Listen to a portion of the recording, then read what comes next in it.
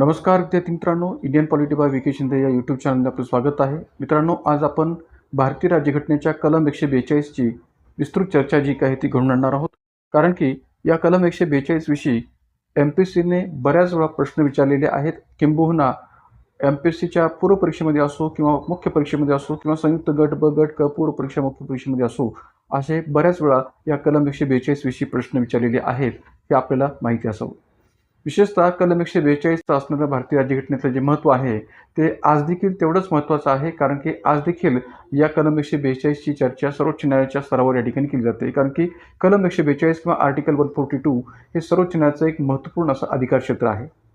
मित्रांनो, आपल्याला माहीत असेल की 8 एप्रिल 2025 रोजी सर्वोच्च न्यायालयाने एक महत्त्वपूर्ण असा ऐतिहासिक निर्णय दिला होता की ज्या निर्णयाचा संबंध तामिळनाडू सरकार आणि तामिळनाडूचे तत्कालीन राज्यपाल RN रवी यांच्याशी संबंधित होता.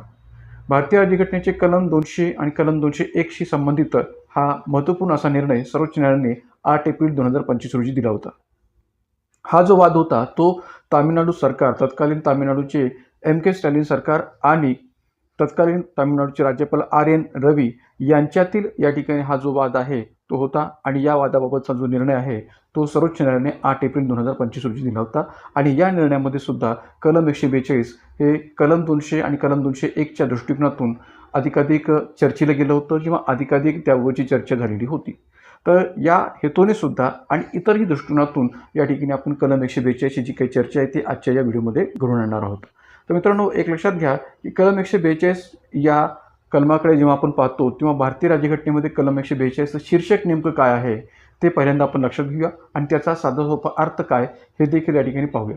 तर कलम 142चं शीर्षक आहे सर्वोच्च न्यायालयाचे हुकुमनामे आणि आदेश यांची अंमलबजावणी व प्रकटीकरण इत्यादी संबंधीचे आदेश. मी पुन्हा एकदा सांगतोय, या 142चं शीर्षक काय आहे की सर्वोच्च न्यायालयाचे हुकुमनामे आणि आदेश यांची अंमलबजावणी व प्रकटीकरण इत्यादी संबंधीचे आदेश. जर का आपण या शीर्षकाकडे पाहिलं तर लवकरात लवकर आपल्याला हे शीर्षक समजत नाही. मात्र याचा साधा सोपा अर्थ जर सांगायचा झाला तर आपल्याला तो या पद्धतीने सांगता येईल की सर्वोच्च न्यायालयाने दिलेले निर्णय आणि आदेश प्रभावीपणे लागू करण्यासाठी आवश्यक ते सर्व आदेश देण्याचा अधिकार. सर्वोच्च न्यायालयाने दिलेले निर्णय आणि आदेश प्रभावीपणे लागू करण्यासाठी आवश्यक ते सर्व आदेश देण्याचा सर्वोच्च न्यायालयाचा अधिकार. किंवा आणखीन सोप्या भाषेत सांगायचं झालं तर या शीर्षकाचा विचार असाही करता येईल की सर्वोच्च न्यायालयाने दिलेला न्याय प्रत्यक्षात अंमलात आणण्यासाठी, सर्वोच्च न्यायालयाने दिलेला न्याय प्रत्यक्षात अंमलात आणण्यासाठी आवश्यक त्या सर्व उपाययोजना करण्याचा अधिकार. म्हणजे आणखीन सोप्या भाषेत या पद्धतीने सुद्धा याचा उल्लेख करता येऊ शकेल. आता जेव्हा आपण MPSC किंवा UPSCच्या बाबत या कलम 142चा विचार करतो तेव्हा या दोन्ही परीक्षांच्या दृष्टिकोनातून या कलम 142ला लक्षात ठेवण्यासाठीची एक सोपी ट्रिक काय आहे तर ती या पद्धतीने सांगते की कलम 142 बरोबर पूर्ण न्याय आणि न्यायाची अंमलबजावणी. कलम 142 बरोबर पूर्ण न्याय किंवा संपूर्ण न्याय, कंप्लीट जस्टिस प्लस न्यायाची अंमलबजावणी. म्हणजेच काय तर पूर्ण न्याय करणे म्हणजेच सर्वोच्च न्यायालयाने पूर्ण न्याय करणे, संपूर्ण न्याय करणे, कंप्लीट जस्टिस करणे आणि तो न्याय प्रत्यक्षात लागू होईल याची खात्री करणे. तो न्याय प्रत्यक्षात अंमलात आणता येईल याबाबतची खात्री करणे असंही म्हणता येईल. ज्यामुळे कलम 142 हे केवळ निर्णय देण्यापुरते मर्यादित नसून, कलम 142 हे केवळ निर्णय देण्यापुरते मर्यादित नसून त्या निर्णयाची प्रभावी अंमलबजावणी करण्यासाठी आवश्यक आदेश देण्याचा अधिकार सर्वोच्च न्यायालयाला प्रदान करते. म्हणजे कलम 142 हे केवळ निर्णय देण्यापुरते मर्यादित नसून त्या निर्णयाची प्रभावी अंमलबजावणी करण्यासाठी आवश्यक आदेश देण्याचा अधिकार सर्वोच्च न्यायालयाला प्रदान करते. म्हणजे हे जे काही कलम 142 आहे ते आवश्यक आदेश देण्याचा अधिकार सर्वोच्च न्यायालयाला प्रदान करते असं आपल्याला म्हणता येऊ शकेल. जेव्हा आपण या कलम 142चा विस्ताराने विचार करतो तेव्हा घटनेमध्ये या कलम 142 बाबतची तरतूद नेमकी कशी आहे तर ती या पद्धतीने सांगता येईल की कलम 142(1) मध्ये या प्रकारची तरतूद आहे की सर्वोच्च न्यायालय आपल्या अधिकार क्षेत्राचा वापर करत असताना त्याच्यासमोर प्रलंबित असलेल्या कोणत्याही प्रकरणात पूर्ण न्याय करण्यासाठी जो हुकूम किंवा आदेश देणे आवश्यक वाटेल तो देऊ शकते. हा आदेश संपूर्ण भारतभर लागू होतो. एक लक्षात घ्या की कलम 142(1) संदर्भ कसा आहे की सर्वोच्च न्यायालय आपल्या अधिकार क्षेत्राचा वापर करताना, म्हणजे सर्वोच्च न्यायालय आपल्या अधिकारांचा वापर करताना त्याच्यासमोर जे काही प्रलंबित असणारे खटले आहेत त्या प्रलंबित असलेल्या खटल्यांच्या बाबतीत कोणत्याही प्रकरणात पूर्ण न्याय करण्यासाठी, कंप्लीट जस्टिस करण्यासाठी जो आदेश किंवा हुकूम देते किंवा देणे आवश्यक वाटेल तो आदेश सर्वोच्च न्यायालय देऊ शकते. हा आदेश संपूर्ण भारतभर लागू होतो, संपूर्ण भारतभर अंमलात येतो, असा साधा सोपा अर्थ कलम 142(1) आपल्याला सांगतो शिकू. आणि कलम 142(2) ची तरतूद काय आहे? संसदेने केलेल्या कायद्यांच्या अधीन राहून सर्वोच्च न्यायालयाला कोणत्याही व्यक्तीला न्यायालयात हजर करणे, कागदपत्रे मागविणे किंवा सादर करणे किंवा स्वतःच्या अवमाननाची चौकशी व शिक्षा करण्याचे अधिकार आहेत. म्हणजे कलम 142(2) च्या माध्यमातून सर्वोच्च न्यायालयाला असा अधिकार आहे की संसदेने केलेल्या कायद्यांच्या अधीन राहून सर्वोच्च न्यायालयाला कोणत्याही व्यक्तीला न्यायालयात हजर करणे, त्याकडून कागदपत्रे मागविणे किंवा सादर करणे किंवा स्वतःच्या अवमानाची चौकशी व शिक्षा करण्याचे अधिकार हे सर्वोच्च न्यायालयाला आहेत. कलम 142(2) च्या माध्यमातून हेही इथं आपल्याला सांगता येऊ शकेल. आता जेव्हा आपण या ठिकाणी या कलम 142चा विचार करतो तेव्हा त्याचा ऐतिहासिक संदर्भ काय आहे, ऐतिहासिक वापर आणि महत्त्वाची उदाहरणं कोणती आहेत? जसं मी मगाशी तुम्हाला म्हटलं की 8 एप्रिल 2025च्या तामिळनाडू सरकार आणि तामिळनाडूचे राज्यपाल यांच्या वादातला जो काही विषय आहे तो कलम 142च्या अंतर्गत सर्वोच्च न्यायालयाने विचार घेतला होता. तसं या 8 एप्रिल 2025च्या निर्णयाव्यतिरिक्त इतिहासाच्या पातळीवर आणखीन कोणते उदाहरणं आपल्याला या कलम 142शी संबंधित सांगता येतात? तर त्यामध्ये पहिलं उदाहरण सांगता येईल ते म्हणजे 1997 मधलं विशाखा मार्गदर्शक तत्त्वे, विशाखा खटल्यामधली, की ज्या खटल्यामध्ये सर्वोच्च न्यायालयाने कामाच्या ठिकाणी महिलांच्या लैंगिक छळाविरुद्ध कायदे नसताना न्यायालयाने या अधिकाराद्वारे मार्गदर्शक तत्त्व जारी केली होती. म्हणजे कलम 142 वापर करून न्यायालयाने या अधिकाराद्वारे महिलांच्या लैंगिक छळाशी संबंधित एक प्रकारे जे काही गुन्हे घडतात त्या अनुषंगाने मार्गदर्शक तत्त्वे जारी केली होती असं म्हणायला जागा होते विशाखा खटल्यामध्ये. दुसरं उदाहरण देता येईल ते म्हणजे भोपाळ गॅस दुर्घटना 1989 की ज्यामध्ये पीडितांना त्वरित आणि योग्य भरपाई मिळवून देण्यासाठी या कलम 142च्या अधिकार क्षेत्राचा वापर सर्वोच्च न्यायालयाने केलेला होता. आणि तिसरं उदाहरण म्हणजे अयोध्या प्रकरण 2019 की ज्यामध्ये राम जन्मभूमी वादावर अंतिम व सर्वसमावेशक न्याय देण्यासाठी हे अधिकार क्षेत्र सर्वोच्च न्यायालयातून वापरलं गेलं होतं.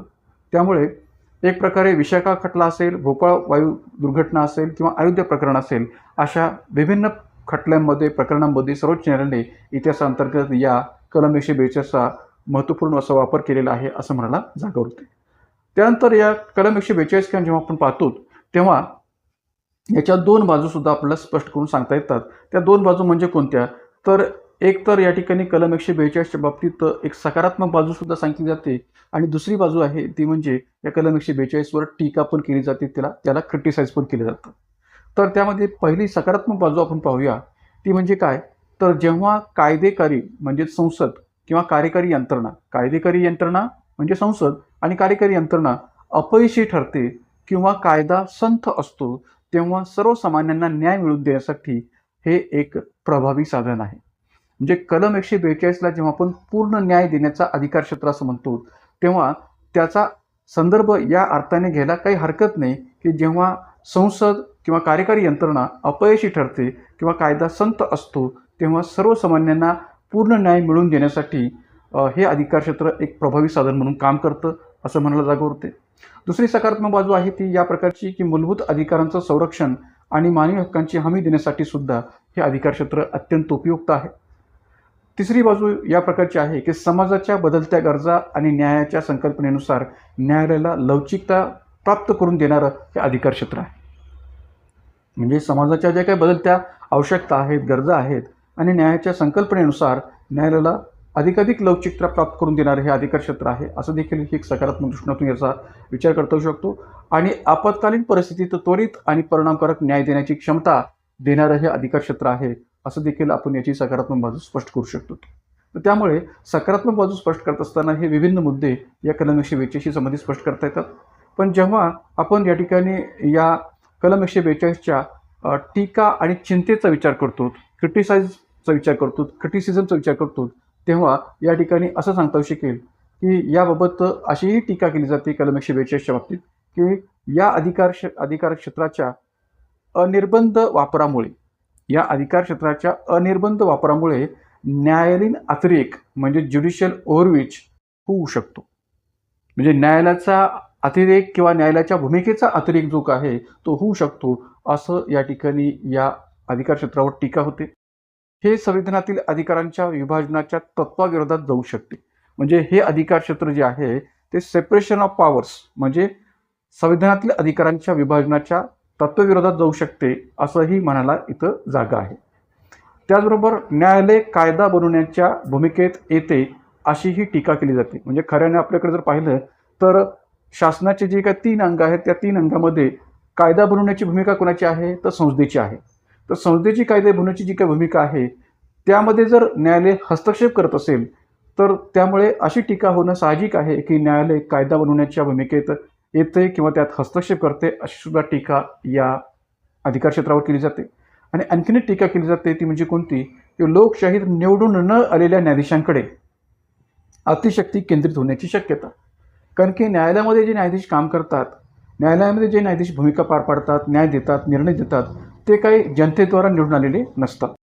तर त्यामुळे लोकशाहीत निवडून न आलेल्या न्यायाधीशांकडे अतिशक्ती केंद्रित होण्याची भीती किंवा शक्यता या अधिकार क्षेत्राच्या माध्यमातून पाहायला मिळते. आणि म्हणून सुद्धा अशी टीका या एकंदरीत एक प्रकारे अधिकार क्षेत्रावर केली जाते. जेव्हा आपण या कलम 142च्या विश्लेषण आणि वादाकडे पाहतो, तेव्हा असं म्हटलं जातं की न्याय मिळवण्यासाठी कायद्याच्या चौकटी पलीकडे जाऊन कार्यवाही करण्याची क्षमता देणारा हा असाधारण अधिकार क्षेत्राचा भाग आहे, असं देखील या अधिकार क्षेत्राच्या बाबतीत किंवा कलम 142च्या बाबतीत म्हटलं जातं की न्याय मिळवण्यासाठी कायद्याच्या चौकटी पलीकडे जाऊन कार्यवाही करण्याची क्षमता देणारा असाधारण अधिकार क्षेत्र, अशीही या ठिकाणी वादात्मक जी काही टीका आहे ती या अधिकार क्षेत्राच्या बाबतीत केली जाते. जेव्हा आपण या ठिकाणी या कलम 142चं थोडक्यात विश्लेषण करू किंवा एकंदरीत याच्या एक प्रकारे भूमिकेचा विचार करता थोडक्यात त्याच्यावर प्रकाश टाकू, तेव्हा आपल्याला असं म्हणता येऊ शकेल की हे जे काही सर्वोच्च न्यायालयाचं अधिकार क्षेत्र आहे ते अधिकार क्षेत्र अमर्याद नाही. म्हणजे भलेही या ठिकाणी सर्वोच्च न्यायालयाच्या कलम 142च्या या अधिकार क्षेत्रावर टीका होत असेल, त्याविषयी चिंता व्यक्त केली जात असली, तरी त्याचं हे अधिकार क्षेत्र, सर्वोच्च न्यायालयाचं हे अधिकार क्षेत्र हे अमर्याद नाही. सर्वोच्च न्यायालयाने स्वतः स्पष्ट केलेलं आहे की कलम 142चा वापर करून राज्यघटनेच्या तरतुदींना ओलांडता येत नाही किंवा इतर घटनात्मक संस्थांचे अधिकार हिरावून घेता येत नाहीत. आता इतर घटनात्मक संस्थांचे म्हणजे कोणत्या? तर संसद किंवा कार्यपालिकेचे जे काही अधिकार आहेत ती हिरावून घेता येत नाहीत, असं सर्वोच्च न्यायालयाने स्वतः मत मांडलेलं आहे. त्याचबरोबर कलम 142 हे संविधानातील एक अद्वितीय आणि लवचिक प्रावधान आहे, तरतूद आहे की ज्यामुळे सर्वोच्च न्यायालयाला कोणत्याही परिस्थितीत संपूर्ण न्याय सुनिश्चित करता येतो. म्हणजे कलम 142 जे आहे ते संविधानातील एक असं अद्वितीय आणि लवचिक तरतूद आहे, प्रावधान आहे की ज्यामुळे सर्वोच्च न्यायालयाला कोणत्याही परिस्थितीत संपूर्ण न्याय सुनिश्चित करता येतो. आणि म्हणूनच या ठिकाणी संपूर्ण न्यायाच्या हेतूने, कंप्लीट जस्टिसच्या हेतूनेच असणारं या कलम 142चं महत्त्व हे भारतीय राज्यघटनेमध्ये सर्वोच्च न्यायालयाच्या आपल्याला स्पष्ट करता येतं. तर त्यामुळे मित्रांनो या कलम 142 विषयीची ही संपूर्ण माहिती आपण या सर्व अंगाने लक्षात ठेवा, त्याविषयीचा अभ्यास व्यवस्थित पद्धतीने करा की जेणेकरून या कलम 142 विषयी जर तुम्हाला अशा कोणत्याही वेगवेगळ्या पद्धतीने जर प्रश्न ऑब्जेक्टिव्ह बेसिसवर किंवा सब्जेक्टिव्ह बेसिसवर जर विचारला गेला तर आपल्याला त्याविषयीची माहिती असणं आवश्यक आहे.